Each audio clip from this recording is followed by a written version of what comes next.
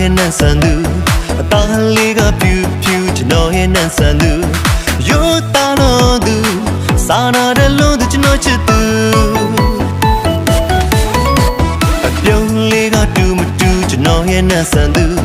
တိတ်တိတ်လာနေသူကျွန်တော်ရဲ့နန်းဆန်သူရှစ်တန်းလို့ကြည့်ဘူးဒီငိမ့်လို့သူကျွန်တော်ချစ်သူကကျွန်တော်ရဲ့နန်းဆန်သူရင်ရှင်လေးနဲ့လာနေသူ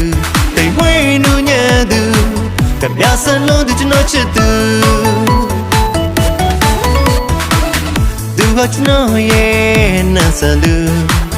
ရင်မနဲ့လို့ချင်ရသူတဘောကောင်းလို့သူတင်ငိမ့်လို့သူကျွန်တော်ချစ်သူ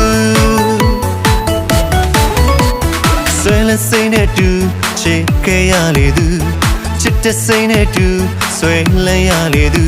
ဘဝဆက်ဆက်တူပေါင်းဖက်ဖို့ရရည်စုသူ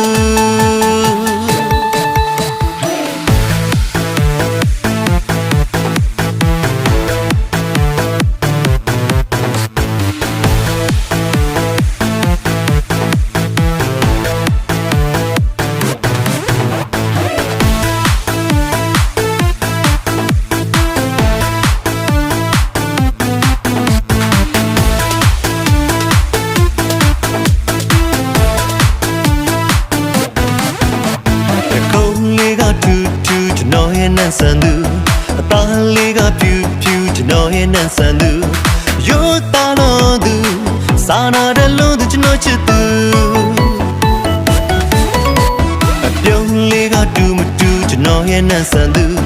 တိတ်တိတ်လာနေသူကျွန်တော်ရဲ့နန်းဆန်သူရှစ်တန်းလို့ကြည့်ဘူးဒီငိမ့်လို့သူကျွန်တော်ချစ်သူကကျွန်တော်ရဲ့နန်းဆန်သူရင်ရှင်လေးနဲ့လာနေသူတိမ်ဝဲနူးညံ့သူကပြဆန်လို့သူကျွန်တော်ချစ်သူသူကကျွန်တော်ရဲ့နန်းဆန်သူရင်မနဲ့လို့ချင်ရသူတဘောကောင်းလို့သူ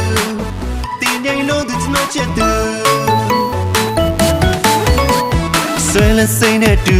ချစ်ခဲ့ရလေသူချစ်တဲ့စိမ့်နဲ့တူဆွဲလဲရလေသူဘဝဆက်ဆက်တူပေါင်းဖက်ဖို့ရရည်စုသူ